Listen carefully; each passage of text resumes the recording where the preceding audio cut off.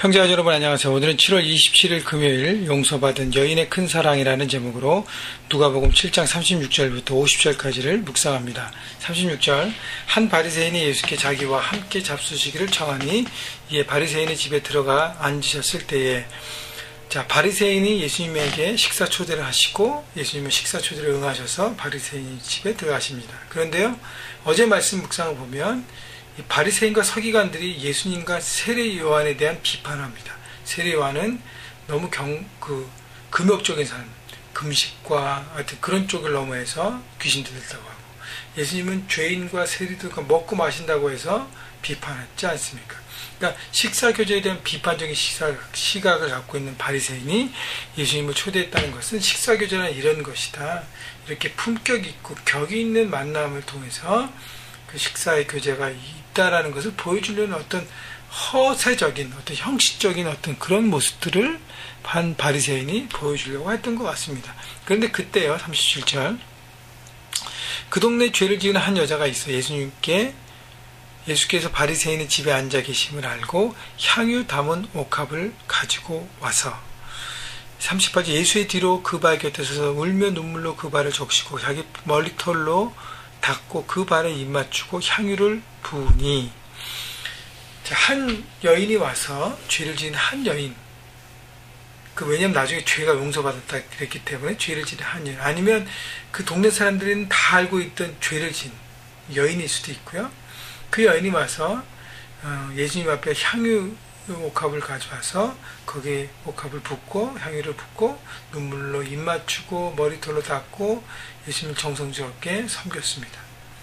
자, 이런 모든 광경을 본 39절에 보면 예수를 청한 바리새인이 그것을 보고 마음에 이르되 이 사람이 만약 선지자라면 자기를 만지는 이 여자가 누구며 어떠한 자 곧 죄인인 줄을 알았으리라 하거늘. 바리새인이 속으로 얘기하죠. 이 양반이 선지자면 지금 와서 하는 사람이 누군지, 이 여자가 어떤 죄를 지었는지 분명히 알 것이다.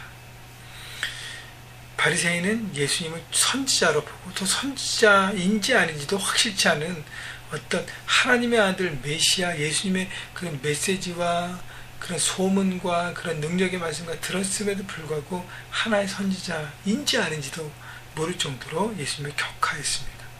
바로 그것이 바리새인의 문제예요. 문제는 뭐냐면 자기 중심으로 자체를 베풀고 예수님을 가르치려고 하고 예수님을 자기의 생각에 맞추려고 하는, 예수님의 생각에 자기를 맞추려는 그런 변화된 삶이 아니라 자기 중심으로 예수님을 이렇게 하려고 했던 그 잘못된 자기가 주인된 삶을 보여주고 있는 것입니다. 40절 예수님께서 그걸 아셔서 대답하여 이르시되 시몬아 내가 내게 이를 말이 있다 하시니 그가 이르되 선생님 말씀하소서.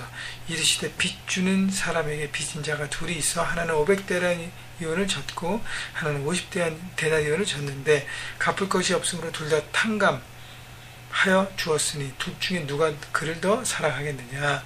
43절 시몬이 대답하여 이르되 내 생각에는 많이 탕감을 받은 자이니이다. 이르시되 내 판단이 옳다 하시고, 예수님은 항상 이렇게 예를 통해서 비유를 통해서 말씀하시고 설명하십니다. 빚진 두 사람이 있는데 탕감 많은 둘 다 탕감을 받았을 때 탕감을 적게 받은 사람하고 많이 받은 사람하고 누가 더 그를 탕감했던 주인을 더 사랑하겠느냐. 당연하죠. 많이 탕감받은 사람이 사랑합니다.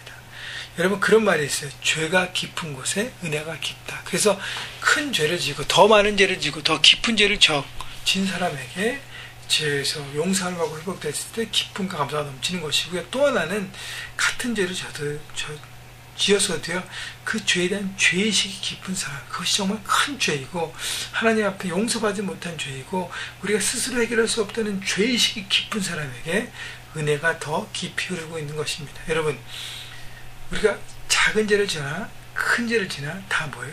죄인인 것은 마찬가지입니다.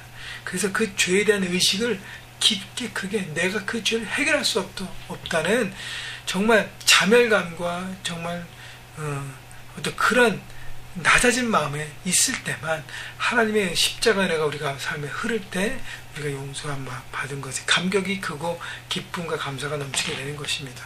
여러분, 그래서 하나님 앞에 내가 얼마나 죄를 의식하고 그리고 하나님 앞에 고백하고 용서를 받은 일을 한번 돌아보십시오. 44절 그 여자를 돌아보시며 시몬에게 이르시되 이 여자를 보느냐 내가 내 집에 들어올 때 너는 내겐 발 씻을 물도 주지 아니하였으니 이 여자는 눈물로 내 발을 적시고 그 머리털로 닦았으며 너는 내게 입맞추지 아니하였을 때 그는 내게 들어올 때로부터 내 발에 입맞추기를 그치지 아니하였으며 너는 내 머리에 감람유도 붓지 아니하였을 때 그는 향유를 내 발에 부으니라.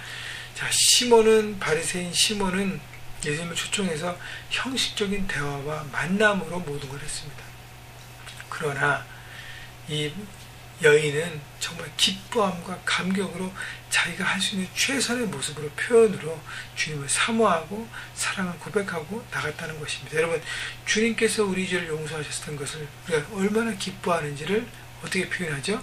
47절 이러므로 내가 네게 말하노니 그의 많은 죄가 사하여졌도다. 이는 그의 사랑함이 많음이라 사함을 받은 일이 적은 자는 적게 사랑이니라.